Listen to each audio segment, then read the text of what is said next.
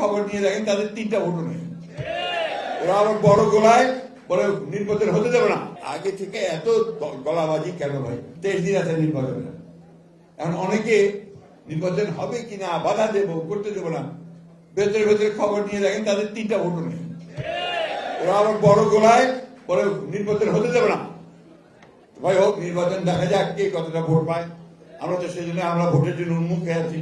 আমরা নির্বাচন চাই, আমরা যাবো জনগণের কাছে। জনগণ যদি আমাদেরকে গ্রহণ করে আমরা আছি, জনগণ যদি বাদ দেয় বাদ দিয়ে দেবো, আমরা বিরোধী দলে থাকবো, তাই না? আগে থেকে এত গলাবাজি কেন ভাই? আমি আর সব শেষ করবো যে আজকে আমাদের এই পরীক্ষাটা খুব কঠিন পরীক্ষা। এই নির্বাচনে নির্ধারিত হবে যে এই দেশ কি লিবারেল ডেমোক্রেসির হাতে থাকবে নাকি আপনার সমস্ত উগ্রপন্থী রাষ্ট্রবিরোধী লোকদের মধ্যে থাকবে। আমাদেরকে অবশ্যই সেই উদারপন্থী রাস্তা বেছে নিতে হবে, গণতন্ত্রের রাস্তা বেছে নিতে হবে, মানুষের কল্যাণের রাস্তা বেছে নিতে হবে।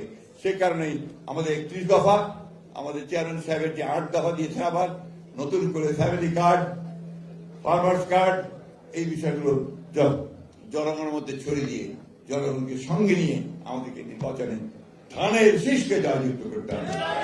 ধানের শীষকে যদি আমরা জয়যুক্ত করি তাহলে শহীদ প্রেসিডেন্ট জিয়া রহমানের প্রতি আমাদের শ্রদ্ধা জানানো হবে, আমাদের মাতা খালেদা জিয়ার প্রতি আমাদের শ্রদ্ধা জানানো।